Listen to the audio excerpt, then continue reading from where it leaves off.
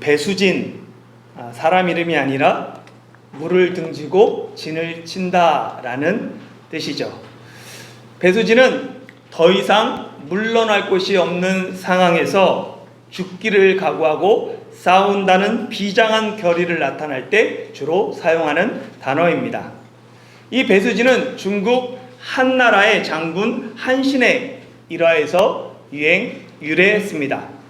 한신이 조나라와 전쟁을 할 때 한신의 군대는 조나라의 군대보다 수가 적어서 매우 불리한 상황이었습니다. 당시 병법의 기본 상식은 배산임수입니다.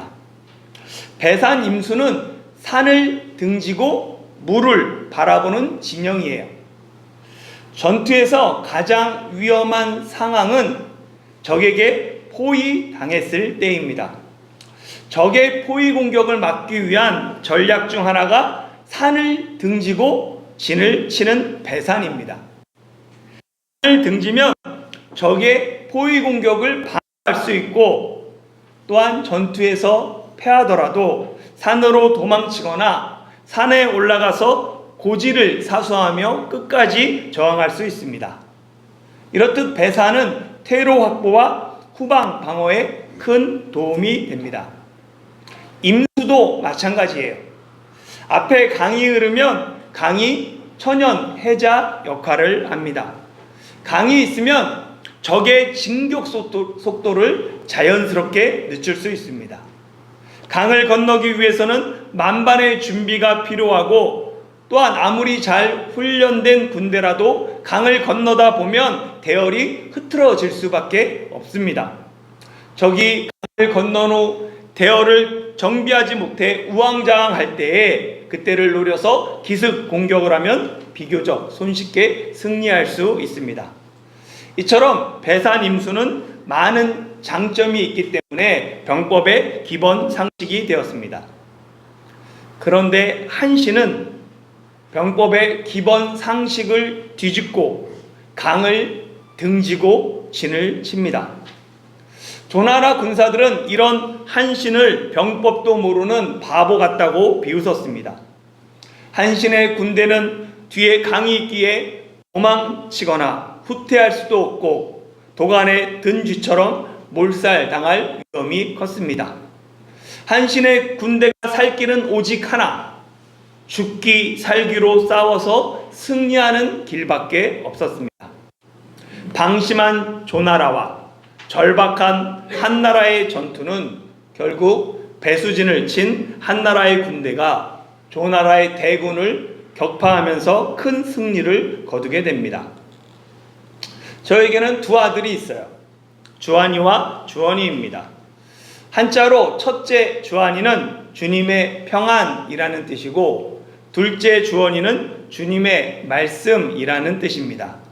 너희가 내 안에 거하고, 내 안에 예수님 안에 주 안에 거하고, 내 말이 주님의 말씀 주원이 너희 안에 거하면 이라는 요한복음 15장 7절 말씀이 주한이와 주원이의 이름이 되었습니다. 두 아들이 고등학교를 졸업하고 한국에 진학하면서 저는 배수진을 쳤습니다. 무엇보다 두 아들이 앞으로 한국에서 생활하고 군대도 가야 하기 때문에 빨리 한국에 적응하는 것이 필요하다라고 생각했습니다. 그래서 두 아들이 모두 떠난 후 첫째 아들의 방은 교회 학교 분반 공부방으로 만들고, 둘째 아들의 방은 목양실로 꾸몄습니다. 솔직히 그때는 이 공간을 그냥 놔두는 것도 낭비다라는 생각이 들었어요. 이후 아들들이 방학이나 군대에서 휴가를 오면 자기 공간이 없기에 주로 4층 소예배실에서 잠을 자고 생활했습니다. 저는 그렇게 하는 것이 당연하다라고 생각했어요. 그런데 지금 제가 돌아보니까 제 두 아들이 예수님도 아닌데 머리 둘 곳조차 없었겠구나라는 생각이 듭니다. 한국에서도 마음 편히 쉴 곳이 없는데 부모님이 계신 대만에 와서도 몸과 마음도 편하게 쉬지 못했음을 뒤늦게 깨달은 것입니다. 하나님조차 하나님이 거할 성소를 만들라고 하셨는데 저는 제 아들들에게 너무 무심하고 엄격했습니다. 2025년 교회표 주의 손으로 세우신 성소가 되리라 기도하면서도 제 아들들에게는 몸과 마음이 편히 쉴 수 있는 공간, 작은 여우조차 있는 굴을 만들어주지 못했습니다. 그래서 이번에 다시 주원이가 대만에 오면서 3층을 주원이 방으로 돌려주고 저는 새롭게 4층으로 이사를 했습니다. 이제 저를 만나실 분은 4층으로 오시면 됩니다. 우리는 출애굽기 25장부터 하나님이 거하실 성소에 관한 말씀을 살펴보고 있어요. 이 성소, 성막 건립은 크게 4단계로 이루어져 있습니다. 1단계는 모세가 시내산에 올라가서 하나님으로부터 성막의 모양을 계시받는 단계예요. 출애굽기 25장부터 34장입니다. 2단계는 모세가 시내산에서 내려와서 이스라엘 자손에게 하나님의 명령, 성막 건립 명령을 전하고 건립에 필요한 예물들을 준비하는 단계입니다. 35장입니다. 3단계는 하나님이 직접 부살렐과 오홀리압을 성막 건축의 책임자로 지명하고 이스라엘 자손이 성막과 성막의 기구들을 완성하는 단계입니다. 하나씩 만들어가는 단계죠. 36장부터 39장입니다. 마지막 4단계는 성막 건립 후 완공 후에 봉헌식을 통해 모든 역사가 마쳤고 하나님의 영광이 성막에 임하는 단계로 출애굽기 마지막 40장입니다. 오늘 본문 출애굽기 35장은 성막 건립 2단계에 해당합니다. 같이 한번 1절부터 3절 말씀 읽어보겠습니다. 한번 읽어볼까요? 네, 시작. 모세가 이스라엘 자손의 온 회중을 모으고 그들에게 이르되 여호와께서 너희에게 명령하사 행하게 하신 말씀이 이러하니라. 엿새 동안은 일하고 일곱째 날은 너희를 위한 거룩한 날이니 여호와께 엄숙한 안식일이라. 누든지 이날에 일하는 자는 죽일지니 안식일에는 너희의 모든 처소에서 불도 피우지 말지니라. 아멘. 이 출애굽기 35장은 모세가 시내산에서 내려온 후에 온 이스라엘 회중을 모으고는 그들에게 하나님으로부터 들은 말씀을 전하면서 시작합니다. 그런데 이 모세가 처음 전하는 말씀이 좀 이상하지 않습니까? 출애굽기 흐름을 보면 시내산에서 내려온 모세는 이스라엘 자손에게 성막 건축에 관한 하나님의 말씀을 전달해야 돼요. 주로 시내산에 올라가서 하나님이 말씀하신 것이 성막 건축에 관한 내용이었기 때문에 그렇습니다. 그런데 모세는 성막이 아닌 안식일 규례를 재차 강조합니다. 안식일을 지키라는 이 명령은 율법을 대표하는 10계명 중 4계명, 4번째 계명입니다. 하나님은 출애굽기 20장 10계명 외에도 31장에서도 안식일 계명을 말씀하셨어요. 출애굽기 31장은 모세가 하나님이 친히 쓰신 10계명 2 돌판을 가지고 내려오면서 끝이 나요. 31장이. 그런데 이 31장이 성막 건립의 마지막 말씀인 거예요. 그런데 그 마지막 말씀은 하나님은 어떻게 끝내냐면 안식일을 지키라 라는 이 명령으로 끝냅니다. 원래는 31장에서 이야기가 끝나고 모세가 시내산에서 내려오면서 이스라엘에게 자손에게 말씀을 전하는 35장으로 이어져야 돼요. 그런데 32장에 어떤 사건이 일어납니까? 금송아지 숭배 사건이 일어납니다. 금송아지 숭배 사건으로 10계명 2 돌판이 산산조각납니다. 이후 34장에서 하나님이 다시 모세를 시내산에 부르시고 모세가 깎아 만든 2 돌판에 10계명을 다시 기록해 주시죠. 모세가 하나님이 새롭게 기록해 주신 10계명 돌판을 가지고 시내산에 내려오면서 출애굽기 34장이 끝이 납니다. 그러니까 32장에서 시작한 금송아지 숭배 사건이 34장에서 마무리되는 거예요. 당연히 금송아지 사건이 마무리되었기에 이제 성막을 만들라라는 여호와의 명령을 실행할 때입니다. 실천할 때입니다. 그런데 시내산에서 내려온 모세가 이스라엘 자손에게 그들을 다 모으고 하는 말이 성막 건립에 대한 명령이 아니라 안식일을 지키라는 명령입니다. 모세가 하나님께 들었던 성막 건립의 마지막 명령이 안식일 규례입니다. 그리고 모세가 시내산에서 내려와 이스라엘 자손에게 전한 첫 번째 명령도 안식일 규례입니다. 하나님은 모세에게 성막을 만들라고 명령하시면서 맨 마지막에 안식일 규례를 말씀하셨고, 모세는 이스라엘 자손에게 성막을 만들라는 하나님의 말씀을 전하면서 가장 먼저 안식일 규례를 전합니다. 왜 하나님과 모세는 성막 건립을 안식일과 연관해서 명령하고 있을까요? 성막 건립, 성소 건축하는 것, 하나님이 거하신 성소를 만드는 것은 정말 중요한 일입니다. 성막이 얼마나 중요하냐면 하나님이 모세에게 친히 성막의 모양을 보여주신 걸 통해서도 알 수 있어요. 계시해 주시고 말씀해 주셨죠. 성경에서 하나님이 구체적인 모양과 크기를 말씀하신 것은 노아의 방주와 성막밖에 없습니다. 솔로몬의 성전과 에스겔이 환상 중에 본 그 성전, 그리고 신약 성경 요한계시록의 새 예루살렘은 모두 성막의 연장입니다. 하나님은 성막을 만드는 일을 무엇보다 중요하게 여기십니다. 그러나 하나님은 성막 만드는 일일지라도 안식일을 범하지 말아야 한다라고 분명하게 말씀하십니다.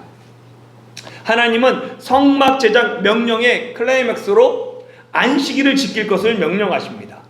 성막 제작의 절정은 안식일입니다. 성막은 하나님이 거하시는 공간의 성소고, 안식일은 하나님이 거하시는 시간의 성소입니다. 하나님은 일보다 안식을 우선하십니다. 안식은 그저 육체의 휴식이 아니라 안식일의 핵심은 하나님과 교제에 있습니다. 하나님은 일보다 교통하는 것을 중요하게 여기십니다. 그 일이 비록 하나님을 위한, 하나님이 거하시는 성소를 만드는 일일지라도 하나님은 안식일을 지킴으로 하나님과 교통하는 것을 가장 중요하게 여기십니다. 누가복음 10장에 마르다와 마리아 이야기가 기록되어 있습니다. 마르다는 예수님을 자기 집으로 영접하고는 준비하는 일에 마음이 분주합니다. 마르다와 달리 동생 마리아는 예수님의 발치에 앉아서 주님의 말씀을 듣습니다. 당시 유대 사회에서 여성이 납비의 발치에 앉아서 말씀을 듣는 것, 사회 통념을 벗어난 매우 파격적인 행동입니다. 마음이 분주한 마르다는 예수님께 이야기하죠. 주여, 제 동생이 나 혼자 일하게 두는 것 왜 생각하지 않으십니까? 마리아에게 나를 좀 도와달라고 명령해 주십시오. 그때 예수님은 마르다에게 내가 많은 일로 염려하고 근심하나 몇 가지만 하든지 혹은 한 가지만이라도 족하니라. 마리아는 이 좋은 편을 택하였으니 빼앗기지 아니하리라 라고 말씀하십니다. 마리아가 이 좋은 편을 택하였으니, 이 말씀의 의미는 마리아는 우선순위를 예수님의 말씀에 두었다는 뜻입니다. 마리아는 예수님을 대접하는 일이 아니라 예수님의 말씀 듣기를 선택했습니다. 마리아는 다른 어떤 것보다도 예수님의 관계를 최우선으로 선택한 것입니다. 예수님을 대접하고 섬기는 일은 중요합니다.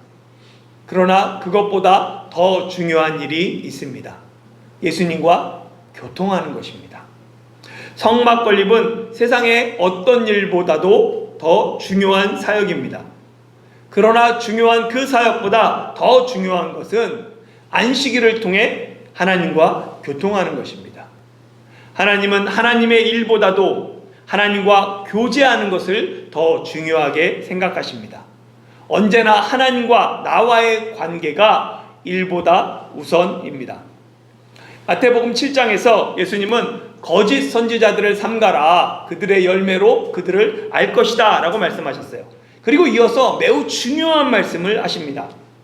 그날에 많은 사람이 내게 와서, 예수님께 와서 주여 주여 우리가 주의 이름으로 선지자 노릇하며 주의 이름으로 귀신을 쫓아내며 주의 이름으로 많은 권능을 행하지 아니하였나이까 이야기한다는 거예요. 그런데 예수님은 그들을 향해 내가 너희를 도무지 알지 못한다 라고 말씀하십니다. 예수님은 왜 그들을 향해 매몰차게 그렇게 말씀하셨을까요? 그들은 예수님의 이름으로 말씀을 전하고 능력을 행하고 귀신을 쫓아냈지만 예수님과 교제하지는 않았습니다. 예수님과 교통하지 않았기에 그들은 불법을 행하면서도 예수님을 위해 큰 일을 하고 있다라고 혼자 착각했던 것입니다.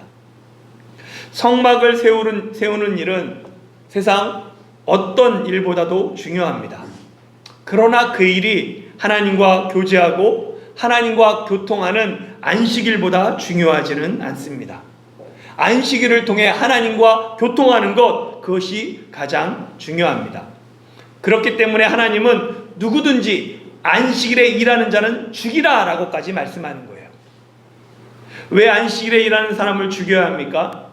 안식일에 일하는 것은 안식일을 명령하신 하나님을 부정하고 안식일의 주인이신 예수님을 배척하는 사람이기 때문입니다. 하나님을 부정하고 예수님을 배척하는 사람의 끝은 영원한 멸망뿐입니다. 유대인이 안식일을 지켰더니 안식일이 유대인을 지켰다라는 유대인의 격언이 있습니다. 유대인은 나라가 망하고 성전이 파괴된 채로 2000년 동안 뿔뿔이 흩어져 살았습니다. 그러면서도 그들은 안식일만큼은 철저하게 지켰습니다. 그랬더니 안식일이 유대인의 신앙과 민족 정체성과 공동체를 지켜주는 보호막이 되었습니다. 안식일에 가족이 모여 율법을 낭독하고 하나님의 언약을 되새기며 민족의 뿌리를 확인하고 예수님의 정체성을 보존했습니다. 결과적으로 안식일이 2000년 동안 유대인을 한민족으로 든든히 묶는 끈이 되었습니다. 구별된 거룩한 시간이 구별된 거룩한 백성을 만듭니다. 하나님의 말씀을 붙들면 하나님의 말씀이 우리 삶을 붙들어 주십니다. 유대인이 안식일을 지킨 것이 아니라 안식일이 유대인을 지킨 것처럼 우리가 주일을 지키고 예배를 지키면 예배가 우리를 지킵니다. 주일을 지키고 예배의 우선순위를 두는 여러분이 되기를 간절히 소망합니다. 이 안식일 규례에 이어서 모세가 이제 성막 건립을 위해 필요한 물품들을 쭉 이야기합니다. 4절부터 9절 말씀입니다. 같이 한번 또 읽겠습니다. 4절부터 9절 시작.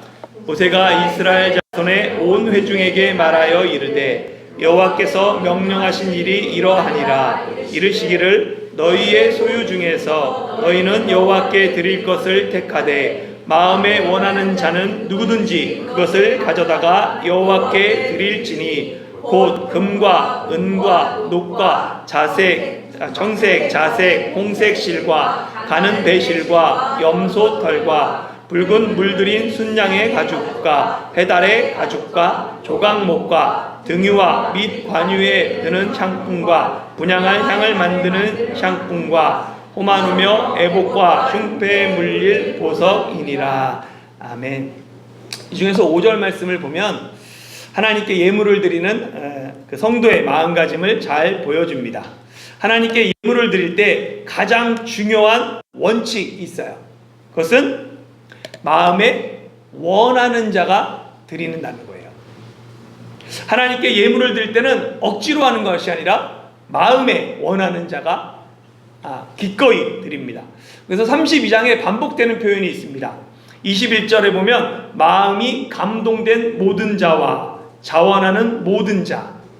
22절에는 곧 마음에 원하는 남녀, 26절에는 마음에 감동을 받아 슬기로운 모든 여인, 29절에는 마음에 자원하는 남녀는 누구나, 이렇게 계속해서 반복해서 말합니다. 하나님께 드리는 예물은 억지나 의무나 강요가 아니라 기쁨과 감사로 하나님의 마음에 감동된 자가 자원하는 마음으로 드려야 합니다.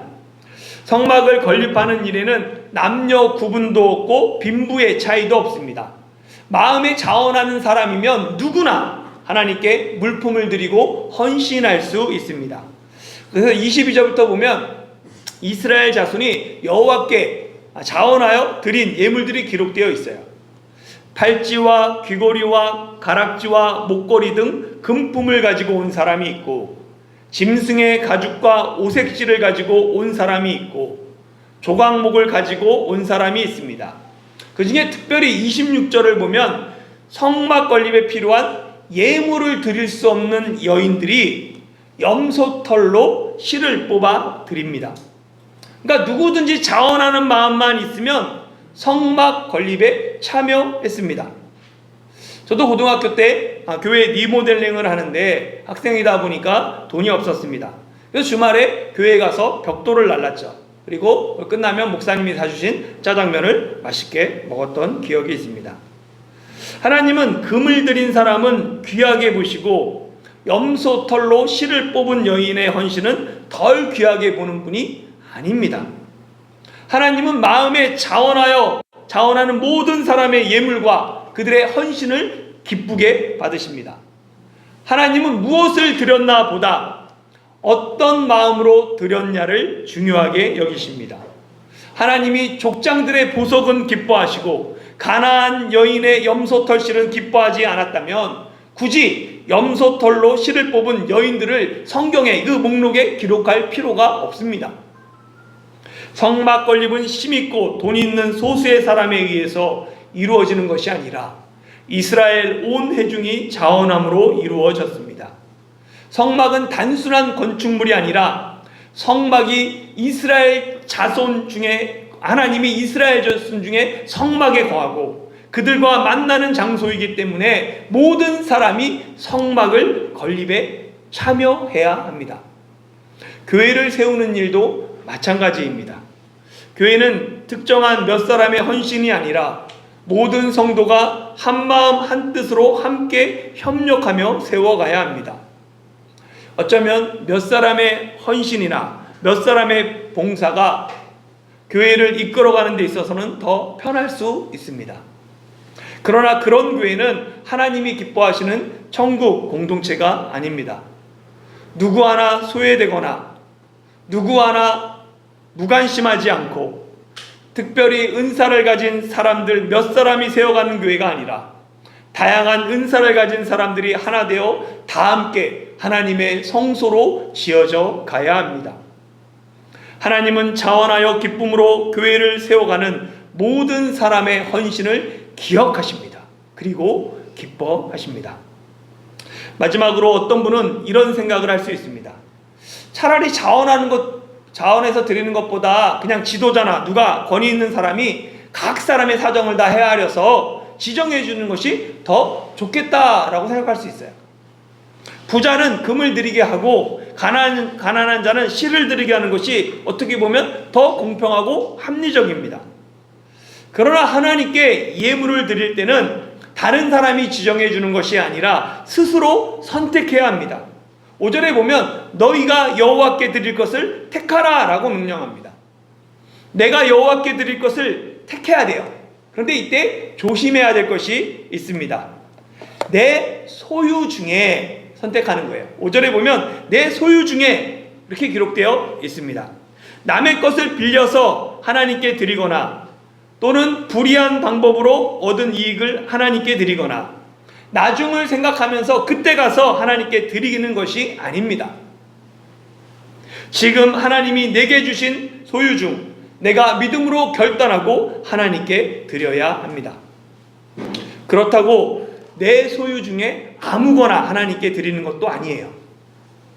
소유를 뜻하는 시브리어에는 특이하게도 에트라는 전치사가 붙어 있어요. 이 에트는 친밀한 관계를 나타내는 전치사입니다. 즉 나와 친밀하지 않은 소유, 예를 들어서 내가 쓰다가 남은 것, 내게 별로 쓸모가 없는 것, 그런 것을 하나님께 드리는 것이 아니라 나와 친밀한 것, 내가 소중히 여기고 사랑하는 것을 하나님께 드리는 것입니다.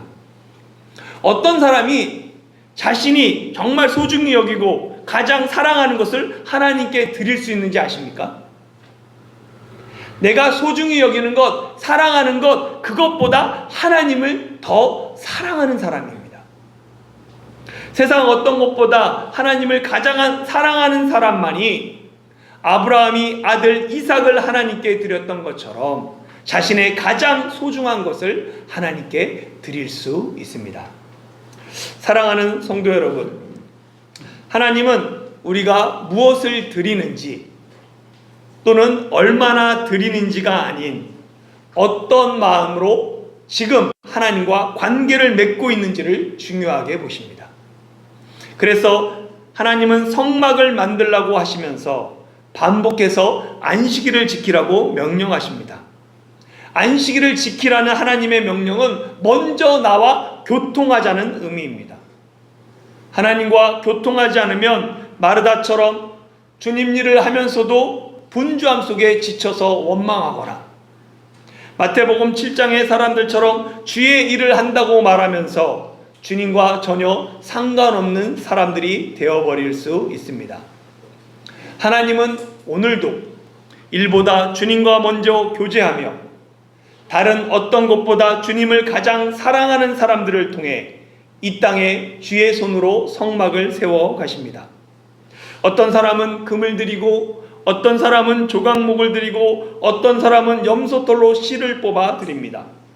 비록 각 사람이 하나님께 드리는 것은 다르지만 하나님을 향한 마음은 똑같습니다. 온 성도가 한 마음으로 자원하여 주님의 몸된 교회를 세워가는 저와 여러분이 되시길 예수님의 이름으로 축원합니다.